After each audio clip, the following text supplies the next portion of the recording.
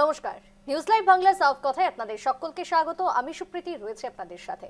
আর আজকে সাফ কথাতে আলোচনা হবে বাংলাতে জঙ্গি যোগ নিয়ে, এবং সেই জঙ্গি যোগ ঠিক কতটা স্পষ্ট, এর জাল কতদূর পর্যন্ত বিস্তৃত রয়েছে, কারা কারা রয়েছে এই জঙ্গিদের টার্গেটে। কারণ আমরা সাম্প্রতিককালে যে ছবির দিকে নজর রাখছি, যার মধ্যে একদিকে শামীম এবং অন্যদিকে দাঁড়িয়ে অর্পিতা, এই যে দুজনকে একের পর এক হামিম এবং অর্পিতাকে গ্রেফতারের পর উঠে এসেছে আরো এক নাম, এবং সেই নামের ক্ষেত্রে জানা যাচ্ছে আদিত্য সিং।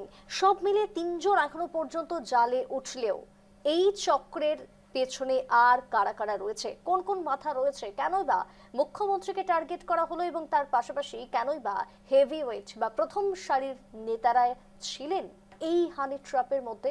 সব মিলিয়ে দাঁড়িয়ে আজকের এই আলোচনা আমাদের চলবে, যেখানে এই জঙ্গি মডিউলটা কিভাবে বাংলার বুকে চলছিল, কিভাবে ভারতের বুকে চালানো হচ্ছিল পাকিস্তানের এই জঙ্গি মডিউল, সব নিয়ে আজকের সাফ কথায় আলোচনা। এবং আমার সাথে আলোচনাতে আজকে থাকবেন, জুড়ে যাবেন ভার্চুয়ালি তিনজন, যার মধ্যে অবসরপ্রাপ্ত সেনাকর্তা মোহন রাও জুড়ে যাবেন কলকাতা থেকে, থাকবেন রাজনৈতিক বিশ্লেষক ডক্টর আজিজুল বিশ্বাস কলকাতা থেকে থাকবেন, এবং একই সাথে বর্ধমান থেকে সবার আগে এই হামিমের হদিশ মিলেছিল, যদিও একটি অন্য মামলার তদন্ত করতে গিয়ে এসটিএফ এই হামিমকে খুঁজে পায়, সেই বর্ধমান থেকে আজকে থাকছেন গৌরব সমাদ্দার, কংগ্রেসের নেতা। আমি শুরু করব আজকের এই আলোচনা। আমার সাথে ভার্চুয়ালি যারা যারা রয়েছেন আমি স্বাগত জানাবো প্রত্যেকেই। শুরুতেই যেটা জানতে চাইবো যে এই হানি ট্র্যাপ এবং তার সাথে দাঁড়িয়ে একাধিক ফেক সোশ্যাল হ্যান্ডেল, বিভিন্ন অ্যাপকে ব্যবহার করা, এবং তার পাশাপাশি অপহরণ করা, কখনো মুক্তিপণ চাওয়া, তো আবার কখনো নানান রকম ভাবে প্রলোভন দেখিয়ে এই চক্রকে চালানো। কি উদ্দেশ্য হতে পারে, কি উদ্দেশ্য থাকতে পারে? আমার সাথে এই মুহূর্তে অবসরপ্রাপ্ত সেনাকর্তা জুড়ে গেছেন মোহন রাও। আমি মোহনবাবুকে স্বাগত জানাচ্ছি আজকের এই আলোচনাতে। আমি শুরুটাই করব এই যে এসটিএফ এর যে বিরাট অভিযান এবং সাফল্য, সেখানে তিনজন এখনো পর্যন্ত জালে উঠেছে, যাদের ক্ষেত্রে জিজ্ঞাসাবাদে বা প্রাথমিকভাবে যেটা উঠে আসছে যে মুখ্যমন্ত্রীকে টার্গেট ছিল। শুধু মুখ্যমন্ত্রী বা কেন বলছি, এর পাশাপাশি আরো একাধিক নাম উঠে আসছে। কিভাবে এই জঙ্গি মডিউল বাংলার বুকে চালানো হচ্ছিল এতদিন ধরে? মোহনদা। নমস্কার, নিউজ লাইভ বাংলার সমস্ত দর্শক বৃন্দকে শুভ সন্ধ্যা। অনেকদিন পরে আপনাদের সাথে আবার সাক্ষাতে। অ্যাকচুয়ালি দেখুন, এই মডিউলটা নতুন কিছুই ছিল না। মডিউলটা দীর্ঘদিন ধরে পশ্চিম বাংলা পোরাস বর্ডার সমস্ত চারিদিক থেকে জঙ্গি এবং জঙ্গি কার্যকলাপের জন্য ব্যবহৃত, এবং এটাকে দীর্ঘদিন ধরে কোনো পুলিশ, কোনো আধিকারিক, অন্য রাজ্যের পুলিশ এখান থেকে এসে এসটিএফ বা এনআইএ বা অন্য রাজ্যের যে গোয়েন্দা পুলিশরা আছে, তারা এখান থেকে জঙ্গি ধরে নিয়ে চলে যায়। কলকাতা পুলিশ বা পশ্চিম বাংলার পুলিশ টেরও পায় না। এই অবস্থা ছিল পশ্চিম বাংলার পুলিশের। প্রশাসনও সেরকমই ঘুমিয়েছিল।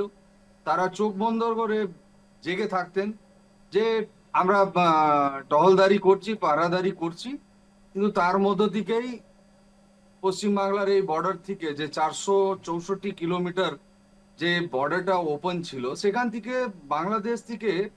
বাংলাদেশি যত জঙ্গি কার্যকলাপ ভারতে ঢুকেছে, তার সাথে সাথে সারা ভারতবর্ষে মায়ানমার থেকে তাড়ানো যে রোহিঙ্গা মুসলিমরা আছে, তারাও বাংলাদেশ হয়ে ভারতে ঢুকে গেছে। কিন্তু এখানে যে পরিস্থিতি তৈরি হয়েছে, সেটা নির্বাক চলছিল। 34 বছর বাম আমল এবং 15 বছর তৃণমূল আমল। এবং শুনে অবাক লাগছে, যে যেই জায়গায় বিজেপি শাসন চলছে বা বিজেপি শাসিত প্রদেশগুলো আছে, সেখান থেকে পুলিশ যখন তাদেরকে ধরছে এবং তাদের আইডেন্টিফিকেশন করছে, তারা রাতারাতি ওখান থেকে গায়েব হয়ে যাচ্ছে। আর তারা কোথায় যাচ্ছে? ট্রেনে ভরে ভরে, যেখানে সিপিএম, কংগ্রেস বা অন্যান্য দল, বিজেপি ছাড়া অন্যান্য দল যেখানে ভারতবর্ষে আছে, সেই রাজ্যে তারা পৌঁছে যাচ্ছে, এবং সেখানে তারা গিয়ে একদম পরিষ্কারভাবে প্রশ্রয় এবং সমস্ত সুখ সুবিধা পেয়ে যাচ্ছে, যার ফলে এই জঙ্গি কার্যকলাপ নির্বাধ রূপে চলছে। এসটিএফ কে ধন্যবাদ জানাই যে কলকাতা পশ্চিম বাংলার পুলিশ ইনঅ্যাক্টিভ ছিল এই কারণে তার মূল কারণ হচ্ছে যে মাথাটা ছিল, সে মাথাটাই পুরো কারাপ্টেড ছিল। তার চোখের সামনে কিছু আসলেও সে চোখ বন্ধ করে নিত। এবং আজকে মানে এই ভয়াবহ পরিস্থিতি যে মুখ্যমন্ত্রী প্রদেশের আমাদের শুভেন্দু অধিকারীরা, উনি সাধারণত মানুষের সাথে এমনি গিয়ে মিশে যান, বা আমাদের অন্যান্য যে মন্ত্রীরা আছেন তারাও সাধারণ মানুষের সাথে একদম খোলা মনে গিয়ে মিলাপ করেন, খোলা মনে গিয়ে দেখা করেন, একদম চলে যান তাদের সাথে ছবি তোলাতে, সেলফি তোলাতে বা যে কোনো কাজের জন্য। আজকে তো এই পরিস্থিতির মধ্যে দেখা গেলে এখন তাদেরকে কতটা মানে প্রোটেকশন দিয়ে রাখতে হবে যে তারা প্রোটেক্টেড থাকবে। এবং এখানে যে জঙ্গি কার্যকলাপ চলেছিল দীর্ঘদিন ধরে, আজকে ভাবুন একটা 22 বছরের তরুণী মেয়ে, 18 বছর বয়স থেকে সে ভালোবাসায় পড়ে, যেটা এই জিহাদিদেরকে ভালো করে শেখানো হয়, এই যে জঙ্গিরা, এবং যেটা বলা হতো যে লাভ জেহাদ থেকে শুরু করে এই যে ধর্মীয় জিহাদ, তারপরে দেশের বিরুদ্ধে একটা জিহাদ, মানে জিহাদ এদের মাথার মধ্যে পুরো একদম ভরে দেওয়া হয়। পৃথিবীতে শুধুমাত্র তারাই থাকবে, অন্য কেউ থাকতে পারবে না, এটা তাদেরকে শেখানো হয়। তো সেখান থেকেই এই মাইন্ডসেট, এই মেন্টালিটিটা ডেভেলপ হয় এবং গ্রো করে, যার জন্য আজকে 22 বছরের একটা মেয়ে আর 20-25 বছর একটা ছেলে দুর্দান্ত মানে জঙ্গি হিসাবে তৈরি হয়ে গেল। আজকে তারা ধরা পড়েছে, তারা না হলে কোন কার্যকলাপ করে বেরিয়ে যেত বোঝাটা মুশকিল ছিল। আর এমনিতেই যখন এই কদিন আগে আমরা দেখলাম যে জম্মু কাশ্মীরে যে হামলাটা হয়েছিল, তার মাস্টার মাইন্ড হয়ে হয়ে কোথা থেকে কোথায় জিনিসগুলো, লিডস গুলো বেরোয়, তার মানে এখনকার পরিস্থিতিতে কেন্দ্র সরকার এবং রাজ্য সরকার, যেখানে বিজেপি শাসন চলছে, তারা সজাগ থাকে সবসময় যে এই ধরনের কোনো জঙ্গি কার্যকলাপ যদি চলতে থাকে সেগুলোকে মাথা তোলার আগেই তাকে মাথাটাকে কেটে দেওয়া। এবং সেটাই এখন পরিষ্কার দেখা গেল যে একটা বর্ধমানের মতন জায়গা, যেটা রাইস ইন্ডাস্ট্রি হিসাবে একটা মানে বিখ্যাত জায়গা, ইন্ডাস্ট্রিয়াল বেল্ট হিসাবে বিখ্যাত জায়গা, সেখানে একটা বিল্ডিং এর মধ্যে, ফ্ল্যাটের মধ্যে একটা জঙ্গি বসবাস করছে, সেখানে কেউ টের পেল না। এটা আমাদের সাধারণ মানুষের জন্য একটা মানে ওয়ার্নিং। আমাদেরকে ভাবতে হবে যে আমরা আমাদের পাশে সাপকে পুষছি, ভাড়ার লোভে আমরা বিনা ভেরিফিকেশন করে আমরা জঙ্গিকে ঘরে ঢুকিয়ে নিচ্ছি। এর থেকে মানে ভয়ঙ্কর বিষয় আর কিছু হতে পারে না। বেশ, আমি আমি আসবো, Without আমি in- একটু আজিজুল বাবুর কাছে যাব। ডক্টর আজিজুল বিশ্বাস এই মুহূর্তে জুড়েছেন আমার সাথে। আজিজুল বাবু, এই যে আজকে মোহন বাবু যেটা বলছিলেন যে ভয়ঙ্কর একটা ঘটনা, এবং যারা আমাদের চারপাশে ছড়িয়ে ছিটিয়ে রয়েছে একেবারে সাধারণ মানুষ, আমাদের বোঝার কোনো উপায় নেই যে কারা জঙ্গি, কারা সাধারণ, কারা এভাবে গুপ্তচর হয়ে কাজ করছে। সেই জায়গাতে দাঁড়িয়ে এই যে সোশ্যাল মিডিয়ার একাধিক অ্যাপের কথা উঠে আসছে, একদিকে এলিমেন্ট অ্যাপ এবং অন্যদিকে সিজন অ্যাপ, যে অ্যাপের মাধ্যমেই নাকি তারা এই চক্রের কাজ কর্ম বা সমস্ত কিছু কথাবার্তা সবটাই নাকি বলতো, এমনকি কোড ল্যাঙ্গুয়েজও ছিল, কোড সংকেতেও কথাবার্তা চলতো। এই যে পুরো চক্রটার উদ্দেশ্য কি ছিল? শুধুমাত্র ভিভিআইপি দের টার্গেট করা, না এর চক্র আরো অনেকটা গভীরে গিয়ে রয়েছে? আসলে কি, আমি শুনছিলাম, সেটা হচ্ছে যে এই জঙ্গি কার্যকলাপকে কেন্দ্র করে যদি কোনো আলোচনা হয়, সেই আলোচনাটা অবশ্যই পশ্চিমবঙ্গ একটি স্পর্শকাতর জেলা, কারণ হচ্ছে একটা সীমান্তবর্তী রাজ্য পশ্চিমবাংলা, যার একটা প্রায় 2500 কিলোমিটার যার আন্তর্জাতিক সীমান্ত রয়েছে বাংলাদেশের সঙ্গে। কিন্তু সেই জায়গা থেকে আমি বিচ্ছিন্ন বিক্ষিপ্তভাবে আলোচনা করতে চাইছি না। বছরখানেক আগে, 1.5 বছর খানেক হবে, আমরা একজনের নাম দিয়ে যদি শুরু করি তাহলে অর্পিতা সরকার এবং জ্যোতি মালহোত্রা, আমি জ্যোতি মালহোত্রার কথা বলছি। এই জ্যোতি মালহোত্রা হরিয়ানার বাসিন্দা। একটু আগে কথা হচ্ছিল যে কোন রাজ্যে সরকার যদি ডবল ইঞ্জিনের সরকার হয়, মানে কেন্দ্রে যে সরকার আর রাজ্যেও যদি সেই সরকার হয়, তাহলে পরে এই যে যারা গুপ্তচর দেশের জাতীয় নিরাপত্তার পক্ষে একটা থ্রেট হিসাবে উঠে আসছে, সেইটাকে অনেক বেশি ড্রাইভ দেওয়া সম্ভব, তাদের বিরুদ্ধে ব্যবস্থা গ্রহণ করা সম্ভব। কিন্তু প্রশ্ন হচ্ছে যে জ্যোতি মালহোত্রা কিন্তু হরিয়ানা থেকেই তার কাজটা চালিয়েছিল। ফলে আমি যখন জাতীয় নিরাপত্তার প্রশ্নের কথা বলবো, তখন কোনো রাজনৈতিক দোষারোপের জায়গায় না গিয়ে জাতীয় সুরক্ষাকে যদি জাতীয় চিন্তা ভাবনায় রেখেই যদি আলোচনা করি, তাহলে আমার মনে হয় সেটা অনেক বেশি সদর্থক আলোচনা হবে। এবং সেটা যদি একটা ইতিহাসের প্রেক্ষিতে আসে, যে এই যে গুপ্তচর বৃত্তির মাধ্যমে জাতীয় নিরাপত্তাকে বিঘ্নিত করার চেষ্টা, এই চেষ্টার কিন্তু একটা বিবর্তন আছে, এই বাস্তবতাকে স্বীকার করতে হবে। এবং সেটা যদি বসে আমরা আলোচনা করি একটা সীমান্তবর্তী রাজ্য পশ্চিমবঙ্গে বসে, এবং সেক্ষেত্রে আমরা দেখবো যে একসময় গুপ্তচর বৃত্তি মানেই ছিল গোপনে সামরিক নথি চুরি করা, হুম সীমান্তে তথ্য পাচার করা, কিংবা হুম ছদ্মবেশে কাজ করা এজেন্ট।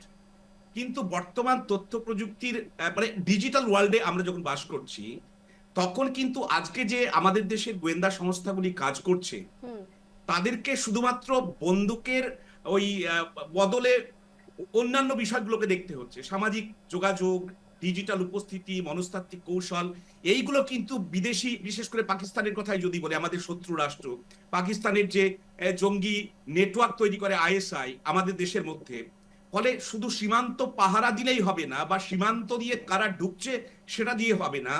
সন্ত্রাসবাদীরা কিন্তু একটা বিশ্বাসের নেটওয়ার্ক তৈরি করে একটা আমাদের দেশের নিরাপত্তাকে বিঘ্নিত করার চেষ্টা করছে। এই জায়গাটা কিন্তু ধরতে হবে। এবং সেই জায়গাটা যদি ধরি, তাহলে জ্যোতি মালহোত্রা বা অর্পিতা সরকার দুজনকে কিন্তু একটা প্যাটার্নে এনে আমরা বিষয়টাকে আলোচনার জায়গা আনতে পারি।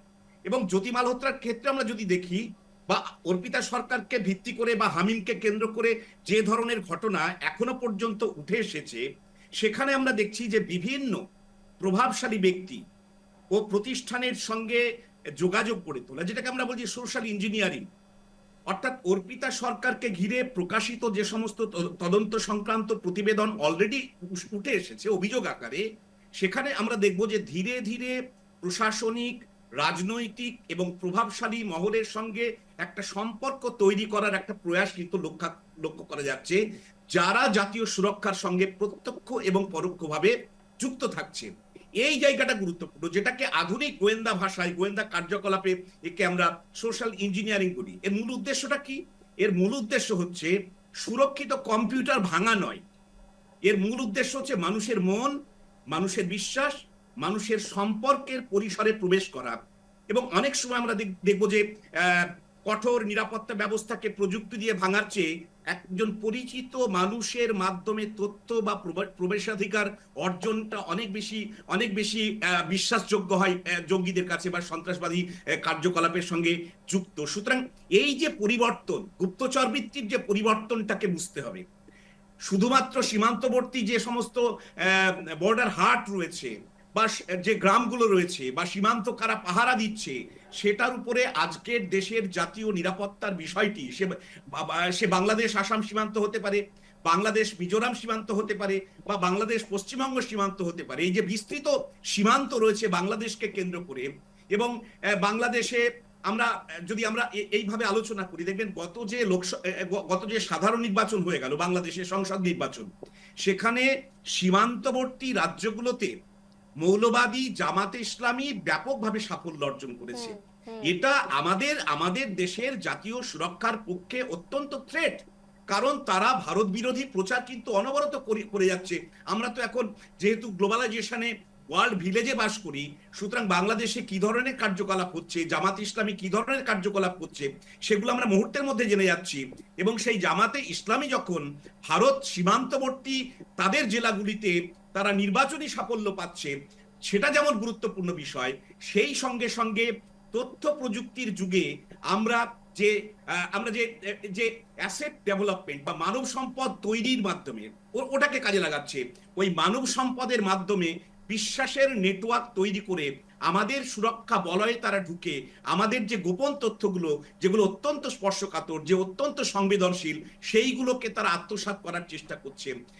আমি একটু থামাবো, আমি এই প্রসঙ্গে একটু গৌরববাবুর কাছে যাব, যে মানুষের মধ্যে ঢুকে যাওয়া বিশ্বাসকে অর্জন করা এবং একেবারে ব্রেন ওয়াশ যেটা আমরা দেখতে পাচ্ছি। গৌরববাবু, এই যে হাওড়ার প্রমোটার খুন, এবং সেই খুনের তথ্য খুঁজতে খুঁজতে গিয়ে কোথায় না এই বর্ধমানে পাওয়া গেল হদিশ মিলেছে এই হামিমের, এবং সেই সেই হামিম থেকে মিলেছে আবার অর্পিতা। এই যে পুরো চক্রটা, মানে নানান রকমের অপরাধের কাজ তারা ইতিমধ্যেই করে ফেলেছে অলরেডি, এবং তাদের টার্গেটে কিন্তু আরো অনেকে ছিলেন। বর্ধমানে, আপনি বর্ধমান থেকে রয়েছেন, সেই জায়গায় কি বলবেন, কতটা নিরাপত্তাহীনতা এই মুহূর্তে দাঁড়িয়ে? বর্ধমানে এর আগে খাগড়াগড় হয়েছে, আমরা দেখেছি খাগড়াগড়ের জল কত দূর গড়িয়েছে, এখনো সেই জল গড়াচ্ছে। যে ঘটনাটি ঘটেছে সেটা আমার বাড়ি থেকে খুব বেশি হলে মেরে কেটে 2 কিলোমিটার 2.5 কিলোমিটারের মধ্যে। এবং সব থেকে বড় ব্যাপার, লক্ষণীয় ব্যাপার হচ্ছে যে জায়গাটিতে এই ঘটনাটি ঘটেছে, মানে যেখান থেকে অ্যারেস্ট করা হয়েছে ওই হামিমকে, সেটা রেনেসা বলে একটি জায়গা, যেখানে মানুষ আসছে, মানুষ যাচ্ছে, কারুর কোনো আইডেন্টিটি চেক করা নেই, সেখান থেকে আসছে, আল টপকিয়ে চলে আসছে, পাঁচিল টপকিয়ে চলে আসছে, সিকিউরিটি কোনো চেক করা নেই। এর আগে বারংবার ওখানে চুরি, ডাকাতি, ছিনতাই, এই ধরনের গ্রেপ্তার বহু হয়েছে। প্রশাসন কোথায়? ওখানে কারা থাকছে? ভাড়া থাকছে না পার্মানেন্ট তারা রেসিডেন্ট? কে দেখবে তাদের আইডেন্টিটি? কোথায় তাদের একটা বাড়ি, মানে পাশের বাড়িতে মার্ডার হয়ে গেলে তার পাশের বাড়ির লোক বেরোয় না ওখানে। সেখানে ওই রেনেসা এখন দুর্নীতির আতুর ঘর হয়ে দাঁড়িয়েছে, কিন্তু প্রশাসন থেকে তাও কোনো রকম কোনো স্টেপ নেওয়া হচ্ছে না। এসব যদি আমাদেরকে দেখতে হয়, এইসব যদি আমাদের গোড়া থেকে নির্মূল করতে হয়, we should go to the basics. আমাদের বেসিক জায়গাটাই তো দুর্বল। আজকে যে এসটিএফ ধরেছে, এরা আসলো কোথা থেকে? এদের সঙ্গে যোগাযোগটা হচ্ছে কোথা থেকে? তাহলে ইন্টেলিজেন্স ফেল। কিন্তু গৌরববাবু, এতদিন ধরে, মানে এরা তো নিশ্চয়ই আজকালের নয়, দীর্ঘদিন ধরে তারা রেকি করেছে, তারা ছিল। এবং যেটা মোহনবাবু কিছুক্ষণ আগে বলছিলেন যে 15 বছর ধরে তারা এই সমস্ত কিছু করে এসেছে বলে আজকে গিয়ে তারা ধরা পড়ছে এসটিএফ এর হাতে, বা তাদেরকে পোষা হয়েছিল কোনোভাবে। Where is our intelligence? আমাদের দেশের ইন্টেলিজেন্স কোথায়? কে উত্তর দেবে? তাহলে মেনে নিতে হবে ইন্টেলিজেন্স ফেল। যে পুলওয়ামায় ইন্টেলিজেন্স ফেল হয়েছে, আমরা 44 জন জওয়ান মারা গেছে। আজকে পেহেলগামে ইন্টেলিজেন্স ফেল হয়েছে, সাধারণ যারা মানে কি বল, দর্শনার্থী হোক কিংবা যারা টুরিস্ট, তারা মারা গেছে। মেনে নিতে হবে গভর্নমেন্টকে, সেন্ট্রাল গভর্নমেন্টকে, যে সেন্ট্রাল গভর্নমেন্টের intelligence is a huge failure. তাই জন্য এইগুলো হচ্ছে আজকে। আমি একটু মোহনবাবুর থেকে পাল্টা নেব। মোহনবাবু, সত্যি কি ইন্টেলিজেন্স ফেল? আজকে গৌরববাবু যে কথা বলছেন এসটিএফ এর এই অভিযান এবং তার পরিপ্রেক্ষিতে কি বলবেন?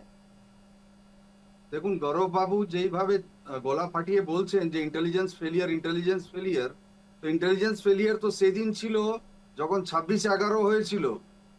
পুরো মুম্বাইটা ব্লাস্ট হয়ে উড়ে গেছে, কয়েকশো লোক মারা গেছে, তার কোনো গিনতি নেই এখনো। তারপরেও অনেক কিছু হয়েছে। আপনি আজকে বলছেন ইন্টেলিজেন্স ফেলিয়ার। কোনো দেশের পক্ষে এত সম্ভব না যে একটা ম্যান টু ম্যান রেকি করে তার পেছনে পেছনে কোনো ইন্টেলিজেন্স এজেন্সি লেগে থাকবে। এটা ট্রেল অফ মানে ইন্টেলিজেন্স অ্যাক্টিভিটি, যেগুলো কোথাও না কোথাও গিয়ে ধরা পড়ে। এটা ধন্যবাদ জানাবেন ইন্টেলিজেন্সকেই যে আজকে এই টেরর সাসপেক্টটাকে আমরা ধরতে পেরেছি। এবং সব থেকে বড় কথা হচ্ছে স্লিপার সেল। আপনার মাঝখানেই একজন জঙ্গি বসে আছে, আপনি জানেন কি? সে জঙ্গিটা আপনার সাথে ব্যায়াম করছে, আপনি কি সেটা জানেন? যে একটা বিল্ডিং এর মধ্যে প্লাস্টিকের মানে স্টিকার ম্যানুফ্যাকচার করছে, সেটা কি জানেন? So they are so much brainwashed যে জিহাদ করতে হবে, এছাড়া তাদের মাথার মধ্যে আর কিছু নেই। তাদের কাছে কারোকে মার্ডার করা, কারোকে শুট আউট করা বা নিজের গায়ে পুরো বোমা মানে বেঁধে জ্যাকেট গিয়ে ব্লাস্ট হয়ে যাওয়া কোনো ম্যাটার করে না। এটা পৃথিবীর অভিশাপ আছে। এরা ইন্টেলিজেন্স ফেলের মধ্যে আসছে না। ইন্টেলিজেন্স ফেলিয়ার এটাকে বলে না, ইন্টেলিজেন্স ফেলিয়ার এটাকে বলে না। এটা ইন্টেলিজেন্স মজবুত আছে বলেই এসটিএফ ধরতে পেরেছে। যদি ইন্টেলিজেন্স ফেলিয়ার হতো তাহলে বড় কিছু অঘটনটা ঘটে যেত। এতদিন ধরে ইন্টেলিজেন্স ফেলিয়ার তো অনেক কিছু হয়েছে। এতদিন ধরে আপনি পুলওয়ামাকে নিয়ে আসছেন, এখানে একটা জঙ্গি ধরা পড়েছে। আপনি এই পশ্চিম বাংলায় শুনুন, এই পশ্চিম বাংলায় তো জঙ্গিরা এই ঘুরে এই বেরিয়েছে। জঙ্গিরা দেশের মধ্যে রাজ্য, এগুলো ইন্টেলিজেন্স দেখবে না, কে দেখবে? তো ইন্টেলিজেন্স ফেলিয়ার কেমন কেমন কি করে বলছেন আপনি? ইন্টেলিজেন্স ফেলিয়ার সেটাকে বলা হয় না। ইন্টেলিজেন্স ফেলিয়ার তখন হয় যখন তারা কোনো বড় জঙ্গি কার্যকলাপ করে ইন্টেলিজেন্সের বেরিয়ে ইস্যু গেল। আছে না নেই এখানে? এখানে ইন্টেলিজেন্সের ইস্যু আছে না নেই? না না, ইন্টেলিজেন্স ইস্যু কেন আছে নেই? ইন্টেলিজেন্স ইস্যু আছে বলেই তো ধরা পড়েছে। ইন্টেলিজেন্স যদি অ্যাক্টিভ না থাকতো তাহলে আপনার সাথে তো জিমে ব্যায়াম এর করছে আগেও তো সে বর্ধমানের জঙ্গিটা। বুকে আপনারা কি করলেন খাগড়াগড় অ্যাজ এ হয়েছিল। Common citizen? আপনি তো খাগড়াগড় বর্ধমানে হয়েছিল, থাকেন, সেটা আপনি intelligence বলেন failure কিনা মেরে বলুন। কেটে 200-500 প্রশাসনের মিটার আপনার ব্যর্থতা বাড়ি কিনা থেকে বলুন। দূরত্ব। তাহলে আপনি কি করলেন সেটা বলুন না। আপনি কি কোনো অ্যাক্টিভিটি করেছেন এরকম জঙ্গিদেরকে ধরার জন্য? জঙ্গিরা যারা আসবে, আপনার ফোন করে দিয়ে ঘরের চলে যাবে, মধ্যে, তখন আপনার বাড়ির তখন মধ্যে, ইন্টেলিজেন্সের আপনার ব্যর্থতা। আশেপাশে সব জায়গায় রয়েছে। তো কোনো ইন্টেলিজেন্স ফেলিয়ার এটাকে বলা হয় না। ইন্টেলিজেন্স ফেলিয়ার কখন হয়? যখন বড় কোনো অ্যাক্টিভিটি হয়ে যায়। আর যদি 100-র মধ্যে 99 লোকই যদি ওই বেশ পারে বেশ দাঁড়িয়ে যদি সাউন্ডের আপনার একটু ইস্যু হচ্ছে হয়তো সিস্টেমের সাথে গৌরবাবুর, আমি লড়ছে, একটু থামাবো মোহনবাবু। আমি একটু চলে যাব আজিজুল বাবুর কাছে। আজিজুল বাবু, এই যে আজকে যে কথা উঠছে এবং গৌরবাবু দাবি করছেন ইন্টেলিজেন্স ফেলিওর এবং মোহনবাবু বলছেন যে সাফল্য বরং আমাদের এসটিএফ এর, যেখানে ধন্যবাদ জানাতে হবে, এই চক্রটার অ্যাটলিস্ট হদিশ তো মিলেছে। কিন্তু আমার প্রশ্ন হচ্ছে যে ঘর শত্রুদের খুঁজে বের করতে হবে এবং তাদেরকে বিতাড়িত করতে হবে, খুঁজে খুঁজে শাস্তি দিতে হবে। সেটা এখন কোন পথে গেলে এই এই চক্রের হদিশ আরো কোথায় কতদূর পর্যন্ত রয়েছে খুঁজে বের করা সম্ভব বলে মনে হয়? হ্যাঁ, খুব গুরুত্বপূর্ণ বিষয়। এই যে পারস্পরিক দোষারোপটা না করে হুম আমাদের জাতীয় সুরক্ষা কোন পথে সুরক্ষিত থাকে সেটাই আমরা যদি আলোচনায় নিয়ে আসি, আমার মনে হয় সেটাই সদর্থক হওয়া উচিত বা হবে। হুম বিষয়টা হচ্ছে যে আধুনিক গুপ্তচর বৃত্তি বা আন্তঃসীমান্ত নেটওয়ার্ক মোকাবেলায় গোয়েন্দা সংস্থাগুলিকে শুধু ঘটনার পরেই তদন্ত করলে হবে না। হুম সম্ভাব্য ঝুঁকি থেকেই চিহ্নিত করে প্রতিরোধমূলক ব্যবস্থা গ্রহণ করতে হবে গোয়েন্দা বিভাগকে। বিশেষ করে পশ্চিমবঙ্গের মতো সীমান্তবর্তী রাজ্য কিংবা আসামের মতো সীমান্তবর্তী রাজ্যগুলিতে এই ব্যবস্থাটা কিন্তু আরো সক্রিয়তা দেখাতে হবে। বিশেষ করে আজকের জমানাতে হিউম্যান ইন্টেলিজেন্স বা মানব সূত্র ভিত্তিক গোয়েন্দা তথ্য সংগ্রহ করা আরো শক্তিশালী করতে হবে। সীমান্তবর্তী এলাকার মানুষ, বিশেষ করে সাধারণ মানুষ, লোকাল অ্যাডমিনিস্ট্রেশন বা কিংবা ব্যবসায়ী, পরিবহন ক্ষেত্র বা সামাজিক সংগঠনের সাথে গোয়েন্দা বিভাগের একটা আস্থার সম্পর্ক গড়ে তোলা দরকার। বিশেষ করে যাদের গতিবিধি সন্দেহজনক, সে সম্পর্কে তথ্য যাতে অতি দ্রুত পাওয়া যেতে পারে। এটা কিন্তু সীমান্তবর্তী রাজ্য হিসাবে বাংলা কিংবা আসাম বা ছোট রাজ্যগুলি যেগুলো রয়েছে উত্তর পূর্ব ভারতের, সেই রাজ্যগুলির ক্ষেত্রে আমার মনে হয় খুব কার্যকর একটা পদক্ষেপ হওয়া উচিত। তার মানে দুই নম্বরটা বিষয় আজিজুল বাবু হচ্ছে, বলতে চাইছেন আপনি যে এই যে সীমান্ত নেটওয়ার্ক এবং তার সাথে বিদেশি মদত তো এই চক্রের সাথে একটা ছিলই, এবং তার জন্য এই সীমান্তগুলোকে আরো কড়া করতে হবে, কড়াকড়ি ভাবে আরো দেখতে হবে। আরো একটা বিষয় আছে সুপ্রীতি, সেটা হচ্ছে হুম এই যে ডিজিটাল ওয়ার্ল্ডের আমরা এখন তো সিটিজেন, সুতরাং ডিজিটাল এবং সাইবার নজরদারির সক্ষমতা বাড়াতে হবে আমাদের দেশকে, আমাদের বিশেষ করে জাতীয় নিরাপত্তার ক্ষেত্রে। বর্তমান সময়ে বিদেশি যোগাযোগ বা ইনক্রিপ্টেড মেসেজিং অ্যাপ, ভুয়ো পরিচয়, সামাজিক যোগাযোগ মাধ্যম বা ডিজিটাল আর্থিক যে লেনদেনগুলো হচ্ছে, সেক্ষেত্রে গোয়েন্দা তৎপরতার মাধ্যম আরো বেশি কার্যকর হওয়া উচিত। তাই আইনসম্মত এবং বিচারিক তত্ত্বাবধানের আওতায় আধুনিক প্রযুক্তি ব্যবহার করে এই ঝুঁকিপূর্ণ কার্যকলাপগুলো শনাক্ত করার সক্ষমতা আমাদের দেশের জাতীয় গোয়েন্দা সংস্থা এবং যে সংস্থাগুলোকে প্যাট্রোনাইজ করে আমাদের কেন্দ্র সরকার কিংবা আমাদের রাজ্য সরকারের যে গোয়েন্দা বিভাগ, তাদেরকে আরো বেশি সজাগ হতে হবে। আরো আরেকটা গুরুত্বপূর্ণ বিষয়, তৃতীয় গুরুত্বপূর্ণ বিষয়, সেটা হচ্ছে যে বিভিন্ন সংস্থার মধ্যে সমন্বয় সাধন করা। এই শুধু এসটিএফ নাই, অন্যান্য যে গোয়েন্দা সংস্থাগুলো রয়েছে তাদের মধ্যে একটা কোঅর্ডিনেশনটাকে বাড়ানো। এর সাথে সাথে সীমান্ত রক্ষা বাহিনী, সে বর্ডার সিকিউরিটি ফোর্স হতে পারে, এসএসবি হতে পারে, রাজ্য পুলিশ হতে পারে, কেন্দ্রীয় গোয়েন্দা সংস্থা, সাইবার অপরাধ দমনকারী যে সমস্ত সংস্থা রয়েছে, আর্থিক গোয়েন্দা ইউনিটের যারা আধিকারিক রয়েছে, তাদের মধ্যে দ্রুত যে ইনফরমেশনের শেয়ারিং করা, তথ্য আদান প্রদান এবং যৌথ বিশ্লেষণের মাধ্যমে ব্যবস্থা গ্রহণ করা গেলে আমার মনে হয় এই যে প্রতিরোধমূলক ব্যবস্থা, মানে ঘটনা ঘটছে তারপরে আমরা অত্যন্ত হাইপার অ্যাক্টিভ হয়ে উঠছি, সেটা হতে হবে না যদি আমি প্রতিরোধমূলক ব্যবস্থা আরো বেশি জোরদার করতে পারি। বিশেষ করে আমরা এক্ষেত্রে যে ঝুঁকিভিত্তিক নিরাপত্তা সচেতনতা অ্যাওয়ারনেস করা, সে ব্যাপার সেই কর্মসূচিগুলো আমরা গ্রহণ করতে পারি। সেক্ষেত্রে সামরিক কর্মকর্তা, গবেষণামূলক যে রিসার্চ ইউনিটগুলো, রিসার্চ ইনস্টিটিউটগুলো আছে, ইউনিভার্সিটিজ রয়েছে, বা প্রতিরক্ষা সংস্থা, শিল্প বা গুরুত্বপূর্ণ অবকাঠামো, সেইগুলোকে আলোচনার জায়গায় নিয়ে আসা, বেশ, তার মানে আপনি বলতে সেমিনারের চাইছেন যে জায়গায় নিয়ে অনেক, আসা। এটা শুধুমাত্র এক বা এককভাবে নয়, সকলকে একত্রিতভাবে একটা টিম ওয়ার্কের মধ্য দিয়ে এই শেকড় খুঁজে বের করতে হবে এবং নির্মূল করতে হবে। আমি আবার একটু গৌরববাবুর কাছে যাবো। গৌরববাবু, এই যে টার্গেট, আমি যদি বলি যে এই যে টার্গেট করা হচ্ছিল, একদিকে মুখ্যমন্ত্রীর নাম উঠে এসেছে একেবারে, এবং সেটা প্রাথমিক তদন্তে উঠে আসছে, অন্যদিকে দাঁড়িয়ে উমেশ রায়ের কথা আমরা জানতে পারছি, তাকেও টার্গেট, শুধু তিনি নয় তার পুত্রকেও টার্গেট করা হচ্ছিল। উদ্দেশ্য কি হতে পারে? এই সমস্ত জঙ্গি গোষ্ঠী যাদের সাথে জৈশি মোহাম্মদের যোগসাজশ মিলেছে, সাজিদ ভাট্টির সাথে হামিমের সরাসরি যোগসূত্র মিলেছে, এদের উদ্দেশ্য কি হতে পারে বলে মনে হয়? উদ্দেশ্য দেশের মধ্যে সন্ত্রাস সৃষ্টি করা। এখন যে নামগুলো আপনি বললেন, এর নামগুলো এখন হটকেক বলে এদের নামগুলো শোনা যাচ্ছে। এই নামগুলো এখন হটকেক বলে আপনি শুনতে পাচ্ছেন, এই সমস্ত নামগুলো। তো জঙ্গিদের কোনো জাত হতে পারে না, জঙ্গিদের কোনো ধর্ম হতে পারে না। দে আর টেররিস্ট। টেররিস্টের কোনো জাত নেই, ধর্ম নেই, কোনো পলিটিক্যাল রং নেই। তারা শুধু এসছে দেশের মধ্যে সন্ত্রাস সৃষ্টি করতে। আমরা দেখেছি বর্ধমানের খাগড়াগড়ে, আমরা দেখেছি কিভাবে, চোখের সামনে দেখেছি যে একটা বাড়ির মধ্যে দোতলা কিভাবে থাকতো, বোম বানাতো, আজকে ব্লাস্ট হয়েছে বলে সেখানে আমরা জানতে পেরেছি। এবং তৎকালীন সময় আমরা এটাও দেখেছিলাম যে গ্যাস সিলিন্ডার বাস বলে চালিয়ে দেওয়ার প্ল্যান করা হয়েছে। আজকে যারা ধরা পড়েছে, আমরা চাই এদের কাছ থেকে এদেরকে মানে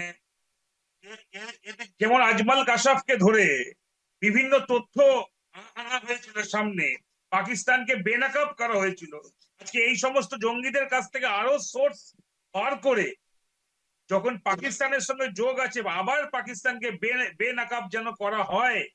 শুধুমাত্র কেউ যেন এই যে যারা জঙ্গিদের ঘাড়ে কেউ যেন কোনো দিক থেকে পার না পেয়ে যায়, আমরা এটাও তার সঙ্গে আশঙ্কা প্রকাশ করে রাখছি। অ্যারেস্ট হয়েছে এসটিএফ এর, এই কাজকে আমরা সাধুবাদ জানাই। এবং শুধু এক আজকে বর্ধমান বা হাওড়া করে থেমে গেলে হবে না। আজকে বিভিন্ন জায়গায় এই জিনিস চলে, দুদিন পর ধামাচাপা পড়ে যাবে। যেই এই সমস্ত চ্যাপ্টার ক্লোজ হয়ে যাবে, অন্য কোনো একটা কিছু ঘটনা ঘটে যাবে, সব ধামাচাপা পড়ে যাবে। এটাই হচ্ছে ইন্টেলিজেন্স ফেলিওর। এটাই আমি কিন্তু গৌরববাবু, এতদিন ধরে যেগুলোর কোনো হদিশই মেলেনি, এতদিন ধরে যেগুলোকে খুঁজে পাওয়া যায়নি, আজকের দিনে দাঁড়িয়ে অন্তত পক্ষে সরকার পরিবর্তনের পর বাংলাতে অন্তত পক্ষে এসটিএফ এর কাজ এবং তাদের বেশ কিছু আইন যদি বলি, এই যে গুন্ডা দমন বিল, সবটা তো শুরু হয়েছে, যেটা আমরা 15 বছরে তো দেখিনি অন্তত। গুন্ডা দমন বিলের সঙ্গে এর কোনো সংযোগ, আমি মানছি এর সাথে কোনো সম্পর্ক নেই, কিন্তু তারপরেও দোষীদের শাস্তি দিতে সরকার তো অন্তত উঠে পড়ে লেগেছে। সরকার তো এর আগে যখন কংগ্রেস গভর্নমেন্ট ছিল সেন্ট্রালে, তখন তো আজমাল কাসাবকে হাতে নাতে ধরেছিল। তো সেখানে দেখুন, এটা সরকারের ডিউটি, রোলস এন্ড রেসপন্সিবিলিটির মধ্যে পড়ে। এটা রোলস এন্ড রেসপন্সিবিলিটির মধ্যে পড়ে যে একটা কথা বললেন সেফটি সিকিউরিটি দেওয়া, যে জঙ্গিদের কোনো ধর্ম হয় না, মানতে হবে যে পুলওয়ামা হয়েছে, জঙ্গিদের কোনো ধর্ম হয় না, তো আই কাউন্টার ইট, এটা মানতে হবে কি প্রত্যেকটা জঙ্গি কিন্তু মুসলমান হয়। এগুলো ইন্টেলিজেন্স ফেলিওরের জন্য জিহাদি বইটা পড়েই জঙ্গিরা কেমন করে আজকে আসছে, তারা কেমন করে যোগাযোগ স্থাপন করছে। এটা বলবেন না যে জঙ্গিদের কোনো ধর্ম হয় না, জঙ্গিরা ধর্ম জিজ্ঞাসা করে গুলি করেছিল। পাকিস্তানের সঙ্গে সে যোগাযোগটা স্থাপন করছে। গত পরশুদিনও কুলগামে দুজন লেবারকে মেরেছে, হিন্দু জিজ্ঞাসা করে। কোথায়? ঠিক আছে, তাদের কাছে ঘরে ঘরে জঙ্গি আছে কাশ্মীরে। কেন আজকে এদেরকে ধরা হচ্ছে? আপনি এটা বলবেন না যে জঙ্গিরা তাদের কোনো ধর্ম নেই। ইয়েস, তাদের ধর্ম আছে, কিন্তু এই এসটিএফ এর যে তদন্ত বা যেই রেকি, এটা বন্ধ না হয়ে যায় আর চাপা না পড়ে যায়। পশ্চিম বাংলা বিগত 50 আমি একটু থামাবো গৌরববাবু, মোহনবাবু উত্তর নেব। মোহনবাবু বলুন। পশ্চিম বাংলা গেটওয়ে অফ টেরোরিজম ছিল বিগত 50 বছর ধরে। বামপন্থী আমলে লাল যে জেহাদটা চলতো, নক্সালাইট জেহাদটা চলতো, চাইনার মদত নিয়ে সেটা পুরো ভারতবর্ষে নক্সালাইট ঘুরে বেরিয়েছিল, কয়েক বড় বড় হামলা, কয়েক কিছু হয়েছে, আজকে নক্সাল মুক্ত ভারত হয়েছে, আরবান নক্সাল বেঁচে আছে। এই আরবান নক্সাল গুলো সমূল শেষ করা হবে, চিন্তা করবেন না। আর সেকেন্ড হচ্ছে, কেন পশ্চিম বাংলায় কোনো গতিবিধি হতো না এর আগে? কেন কি এখানে যে সরকার চলছিল সে পুরোপুরি এই জিহাদি তন্ত্রকে মদত করত।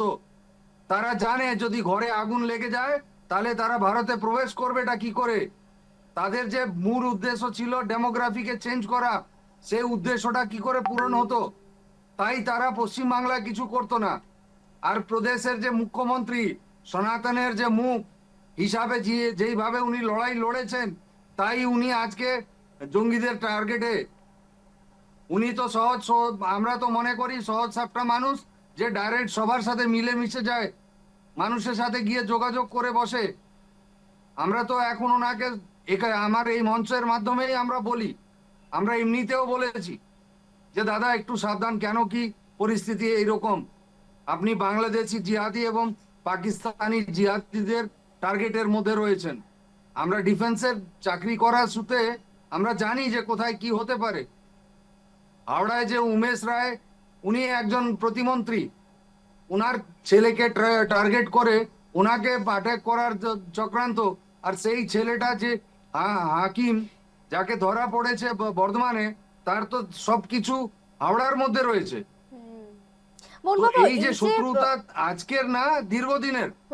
মোহনবাবু, আজকে আর সাধারণ জিহাদিদের টার্গেটের মানুষজন, উপরে শুভেন্দু অধিকারী অনেক দিন ধরে, মোহনবাবু, যেহেতু উনি সাধারণ একদম মানুষ, পরিষ্কার বিশেষ বলেছেন। করে তরুণদেরকে এই যে হানি ট্র্যাপ সঙ্গে বিভিন্ন রকমের সোশ্যাল মিডিয়া অ্যাপ, এগুলো থেকে সতর্ক করার উপায় কি রয়েছে? কারণ আজকে যখন আদিত্য সিংকে যখন অ্যারেস্ট করা হয়েছে হাওড়া থেকে, সেখানে তার পাড়া প্রতিবেশী বাড়ির লোক সবাই অবাক, কারণ তাকে দেখাও যেত না, কোনো কথা বলতো না। মানে খালি চোখে দেখে বোঝার কোনো উপায় নেই যে তারা বা সে এই জঙ্গির একটা বড় গোষ্ঠীর সাথে জড়িত। তার সম্পূর্ণভাবে ব্রেন ওয়াশ হয়ে গেছে, যারা আমাদের চারপাশে ঘুরছে। কিভাবে বুঝবে একজন সাধারণ মানুষ, কি করে সতর্ক হতে পারে এই সমস্ত জঙ্গিদের থেকে? একটা কথা আছে না, তুফানকে আগে কি শান্তি। যখন সমুদ্র একদম শান্ত থাকে তখন মনে করবেন, মাথায় রাখবেন যে অনেক বড় একটা মানে একটা কোনো ট্র্যাজেডি ঘটতে চলেছে। যে জঙ্গিরা সবসময় এত মৃদুভাষী হবে, এত মিষ্টি মুখে কথা বলবে, আপনার সাথে এতভাবে ভালোভাবে মিশে যাবে, আপনি বুঝতেই পারবেন না যে এরা জঙ্গি কার্যকলাপের মধ্যে ভেতর থেকে যুক্ত আছে।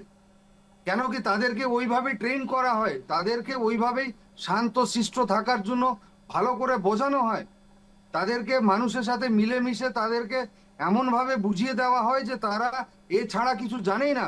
মানে তাদের মুখে আঙ্গুল রাখলে তারা কামড়ানো জানে না, এইভাবে তাদেরকে ট্রেন করা হয়।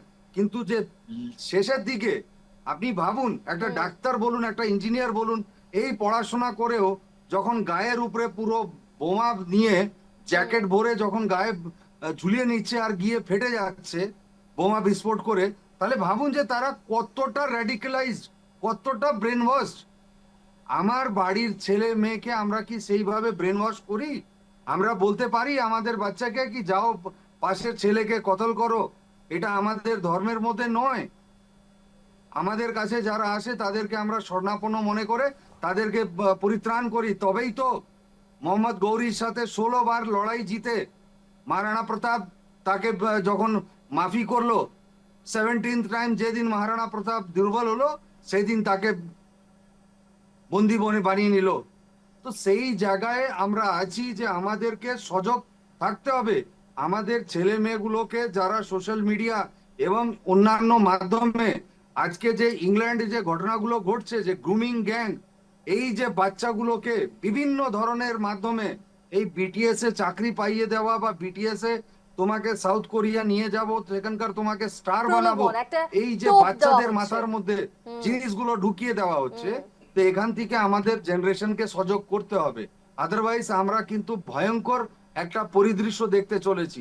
এখানে কোনো ইন্টেলিজেন্স কাজ করবে না, কোনো কিছু কাজ করবে না। একটা মারাত্মক আমরা একটা ট্র্যাজেডির দিকে, ক্যাটাস্ট্রফিক ট্র্যাজেডির দিকে এগিয়ে যাচ্ছি। আমাদের বাচ্চাগুলোকে সেইভাবে বোঝাতে হবে যে সোশ্যাল মিডিয়ায় একদম সংযম রাখবেন, কোনো কিছু এমন কাজ করবেন না যাতে নিজে এবং পরিবারের জন্য মানে বিপদ ডেকে নিয়ে আসবেন, এরকম কোনো কাজ করবেন না।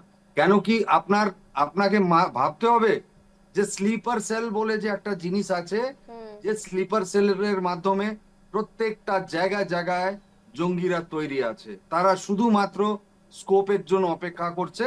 আর এখানে ইন্টেলিজেন্স মজবুত আছে বলে, আজকে ইন্টেলিজেন্স মজবুত আছে বলে আজকে সারা ভারতবর্ষে বিগত 13 বছরে এক্সেপ্ট জম্মু কাশ্মীরে পুলওয়ামার হামলা বা পেহেলগামের যে হামলা, এর বদলাও সেইভাবে নেওয়া হয়েছে।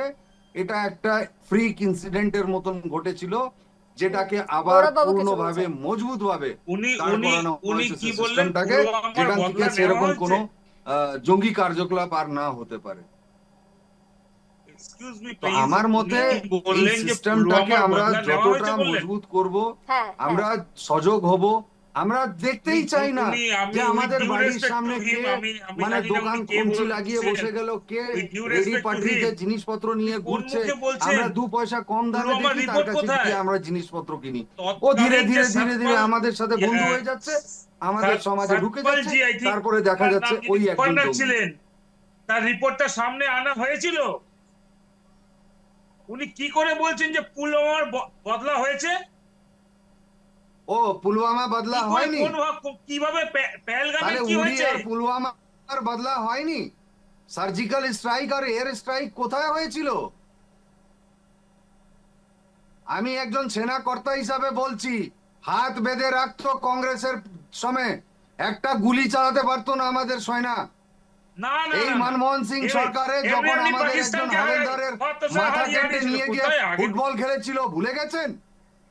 কারগিলের যুদ্ধের সময় ক্যাপ্টেন সৌরভ কালিয়াকে কি নারকীয় যন্ত্রণা দিয়ে একটু আওয়াজটা মারা বাড়ান তো, হয়েছে, ঠিক ভুলে শুনতে গেছেন? পাচ্ছি না ওনাকে, একটু শুনি ভালো করে। এটা আওয়াজটা বাড়ানো। আপনাদেরকে মনে করতে হবে যে আপনাদের কংগ্রেস এবং বামপন্থী সরকারগুলোর সময় ভারতবর্ষ কি অবস্থায় ছিল।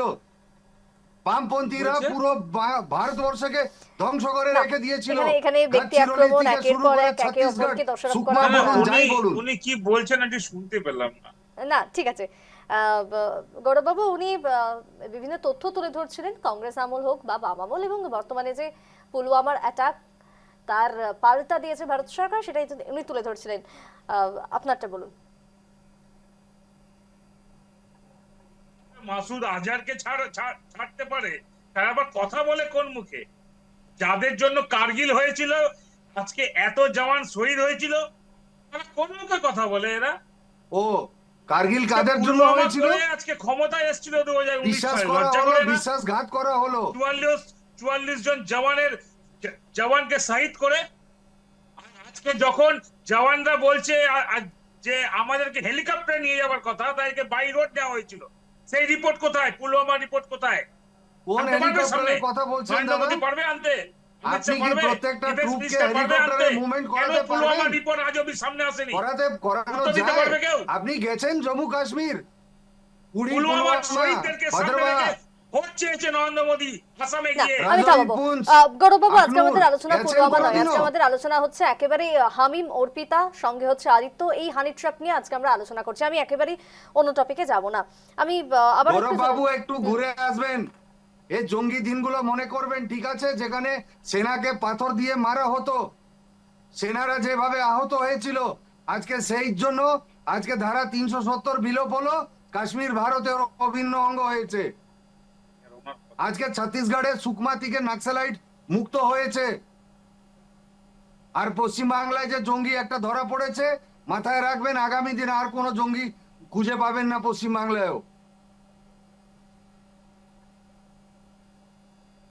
বেশ, আমি আসবো। আমি একটু আজিজুল বাবুর কাছে যাবো। আজিজুল বাবু, আমরা মোদ্দা কথা যে আলোচনায় চলছে, ঝগড়াঝাটি করে এখানে কোনো লাভ নেই, কোনো সরকারকে দোষারোপ করে কোনো লাভ নেই। আজকে যে ইনসিডেন্টটা হয়েছে, আমাদের মাথায় রাখতে হবে যে চারিপাশে ছড়িয়ে ছিটিয়ে রয়েছে এই হানি ট্র্যাপ। নানান রকম ভাবে তারা প্রলোভন দেখাবে বা দেখাচ্ছে, যেমনটা আদিত্যর যেটা ঘটনা আমরা দেখতে পাচ্ছি, যে গেমিং অ্যাপের মাধ্যমেই তাদের সাথে পরিচয়, এবং সেখান থেকে সম্পূর্ণভাবে একেবারে বিচ্ছিন্ন হয়ে যায় সাধারণ জীবন থেকে, এবং তারপরে এই কাজকর্ম তারা চালিয়ে যাচ্ছিল। তো সেই জায়গায় প্রত্যেকটা অভিভাবককেও তো সতর্ক থাকতে হবে। আমার মনে হয় যে বাড়ির বাচ্চা কোন অ্যাপে, কোন প্ল্যাটফর্মে সব থেকে বেশি মনোযোগ দিচ্ছে, কেন দিচ্ছে, কতটা সময় কাটাচ্ছে, এটা তো পুলিশ প্রশাসন সরকার পরে আসছে, আগে তো নিজের বাড়িটা, সেখান থেকে তো আগে সতর্কতা হওয়া উচিত বলেই মনে হয়। গুরুত্বপূর্ণ প্রশ্ন সুপ্রীতি। বিষয়টা হচ্ছে, একটা দেশের নিরাপত্তা কেবলমাত্র সেনাবাহিনী কিংবা সীমান্ত বাহিনী, সীমান্ত রক্ষা বাহিনী কিংবা গোয়েন্দা বিভাগের হাতেই নির্ভর করে না, এই বাস্তবটা আমাদের গ্রহণ করতে হবে। বিষয় হচ্ছে, বাস্তবে দেশের প্রতিটি নাগরিকই জাতীয় নিরাপত্তার একটা গুরুত্বপূর্ণ অংশ।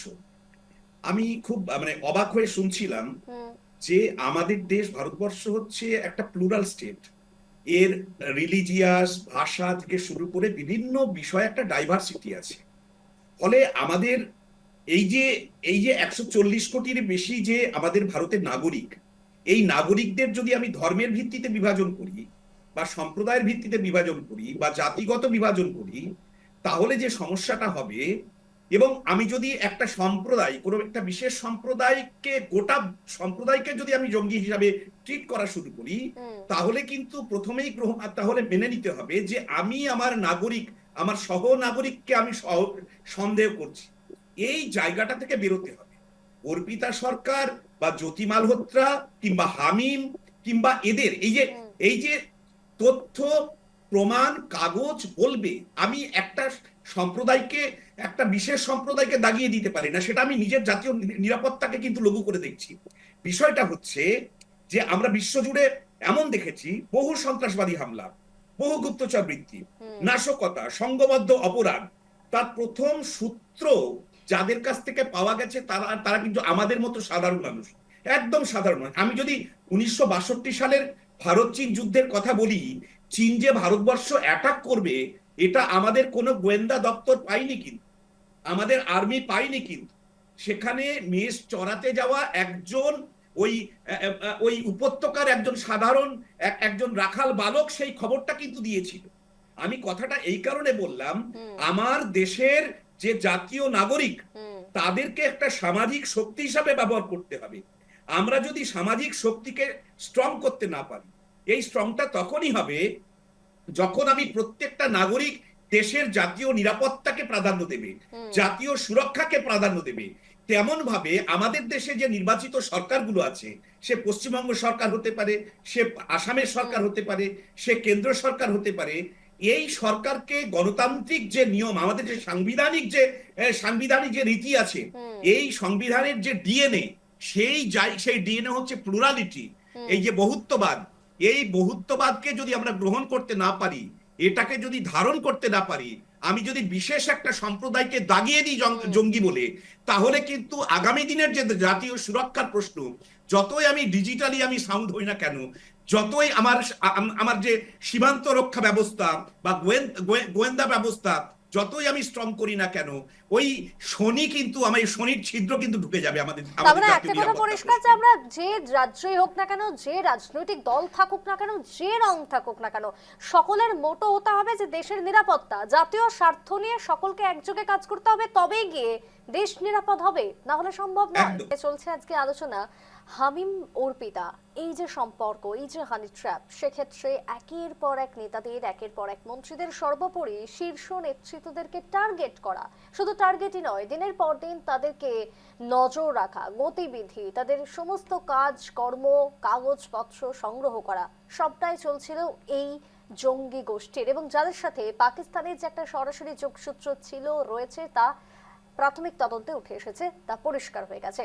কিন্তু আজকের দিনে দাঁড়িয়ে যদি কোনো অপহরণ ঘটে যেত, যদি কোনো ধরনের কোনো বড় ক্ষতি হয়ে যেত, তাহলে জাতীয় নিরাপত্তা থেকে শুরু করে বাংলার নিরাপত্তাতে কতটা প্রশ্ন উঠে আসতো। আমি আবারও চলে যাব আলোচনার মধ্যে, যেখানে গৌরববাবুর কাছেই যাব। গৌরববাবু, এই যে যখন আমরা কথা বলছি নিরাপত্তা সংক্রান্ত বিষয়, তখন রাজ্যের সাথে কেন্দ্রের কতটা সমন্বয় রয়েছে? কারণ এতদিন ধরে সমন্বয় না থাকাটাই খুব স্বাভাবিক ছিল, কেন্দ্র এবং রাজ্য দুটো আলাদা আলাদা বডি আমরা দেখেছিলাম, কিন্তু বর্তমানে ডাবল ইঞ্জিন সরকারের আমলে এই সমন্বয়টা কতটা রয়েছে?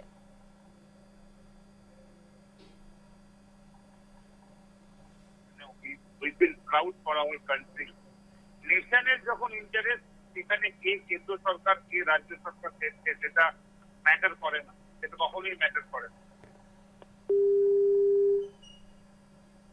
না, গৌরববাবুর সাথে হয়তো যোগাযোগ বিচ্ছিন্ন, আমি আবারও পিসিআরকে বলবো কানেক্ট করতে। গৌরববাবু সঙ্গেই রয়েছে, তবে ক্রমাগতভাবে নিরাপত্তার প্রভাব, নিরাপত্তা সংক্রান্ত বিষয়ে জঙ্গি মডিউল নাকি একটি বিচ্ছিন্ন চক্র, বিভিন্ন প্রশ্ন যখন উঠে আসছে, আমি আজিজুল বাবুর কাছে যাব। আজিজুল বাবু, এই যে ভিভিআইপি তাদেরকে টার্গেট করা, নিরাপত্তা সংক্রান্ত বিষয় তো আসছেই, কিন্তু এটা কি স্বাভাবিক নাকি বিচ্ছিন্ন কোনো একটা ঘটনা? কিভাবে দেখছেন এই পুরো আহ, বিষয়টাকে? মানে নিরাপত্তার প্রভাব কতটা গুরুত্ব হতে পারতো যদি কোনো বড় ঘটনা ঘটে যেত?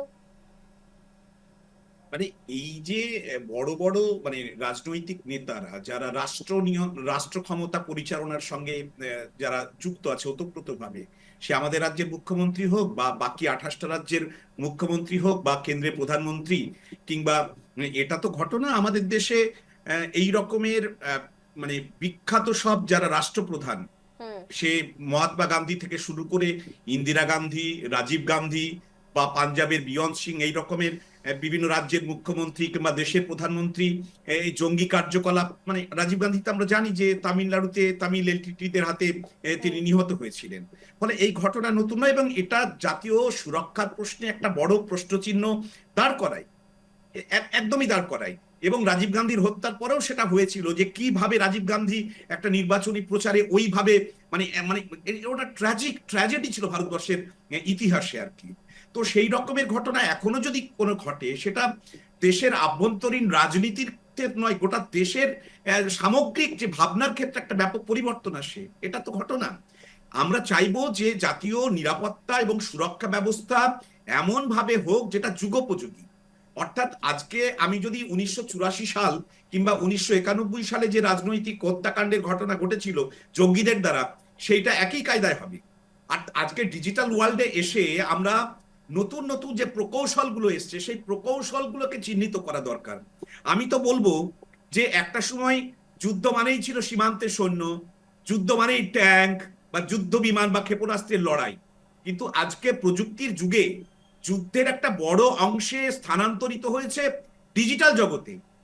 আজ তথ্যই কিন্তু আমাদের কাছে সবচেয়ে মূল্যবান। যে রাষ্ট্র যত বেশি তথ্য সুরক্ষিত করতে পারে, সেই রাষ্ট্র নিরাপত্তার দিক দিয়ে ততটাই বেশি সুরক্ষিত। এই আপ্ত বাক্যটা কিন্তু আমাদেরকে গ্রহণ করতে হবে।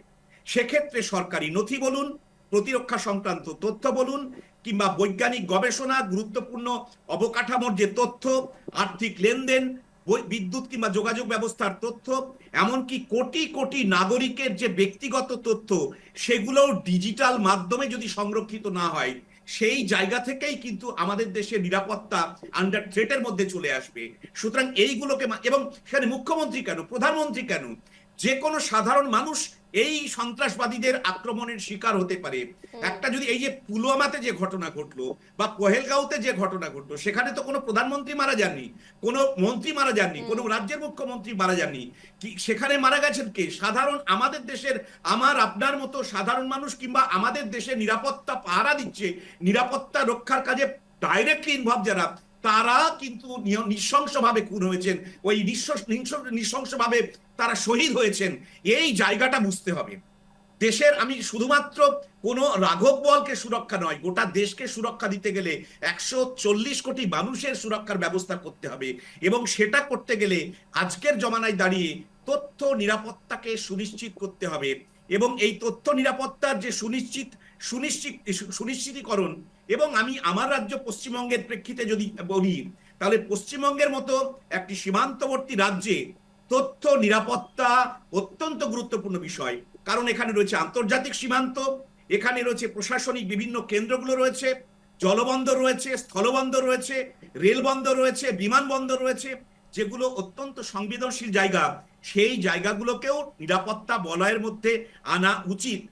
সেই সঙ্গে সঙ্গে সাইবার ক্রাইম যেগুলো হচ্ছে, এই সাইবার ক্রাইম, এই যে ব্যবস্থাপনা, এই ব্যবস্থাপনাকে আরো বেশি জোরদার করা দরকার।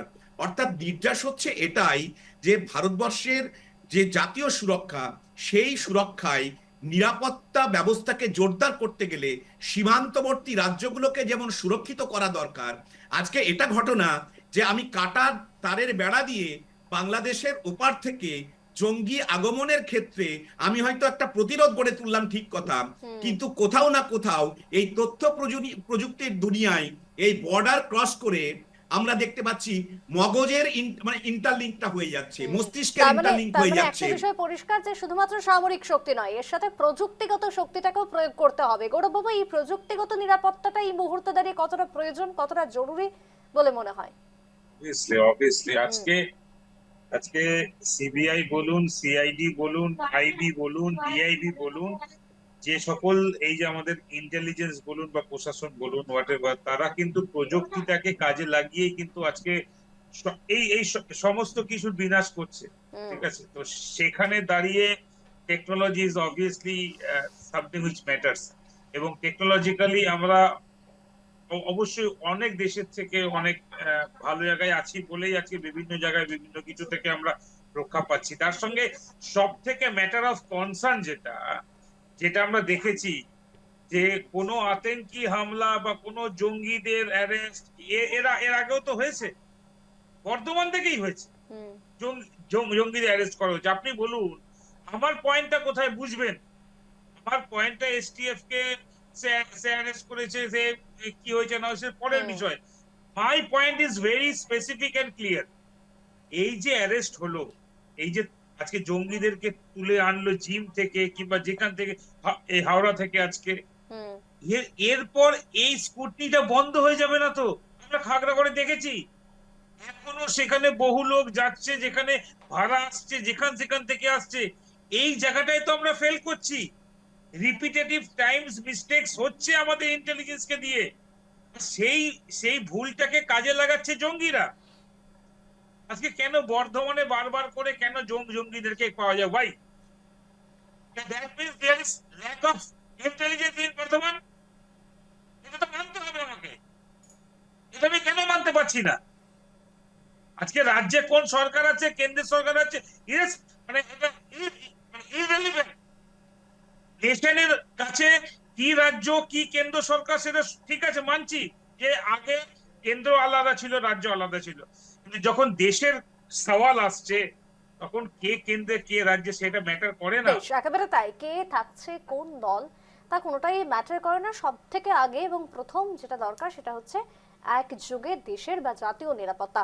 আমি ধন্যবাদ জানাবো দুজনকেই, তিনজনকেই একেবারে, কারণ আমার সময় যেহেতু শেষ, তাই আলোচনাও আজকে এখানেই শেষ করতে হচ্ছে। আমি আজিজুল বাবু বা গৌরব বাবু অথবা মোহন বাবু, আমি তিনজনকেই জানাচ্ছি ধন্যবাদ আজকের সাফ কথায় আমার সাথে উপস্থিত থাকার জন্য। তবে এখানেই প্রশ্ন উঠে আসছে যে এই হামি মণ্ডল বা এই অর্পিতা সরকার অথবা হোক আদিত্য সিং, তারা আজকের দিনে দাঁড়িয়ে যে জঙ্গি কার্যকলাপ চালিয়েছে, যে হানি ট্র্যাপ চালিয়েছে, এবং তার সাথে যে মডিউলে বাংলাকে টার্গেট করা হয়েছে, ভিভিআইপি থেকে শুরু করে সাধারণ মানুষকে টার্গেট করা হয়েছে, সেখান থেকে দাঁড়িয়ে দেশকে, রাজ্যকে, বাংলাকে নিরাপদ রাখার এখন এই মুহূর্তের অস্ত্র কোথায় লুকিয়ে রয়েছে সেদিকে কাজ করছে সরকার। কিন্তু তারপরেও এই জঙ্গি গোষ্ঠীকে নির্মূল করা, জাতীয় নিরাপত্তাকে আরো জোরদার করা, সেটা এখন কোন পথে রয়েছে, এটা এখন প্রশ্ন এই মুহূর্তে দাঁড়িয়ে। তবে চলবে সাফ কথা আমাদের প্রতিদিন, খুঁজবো আমরা উত্তর। তবে আজকে শেষ করবো এখানেই, পরবর্তীতে দেখুন সংবাদ।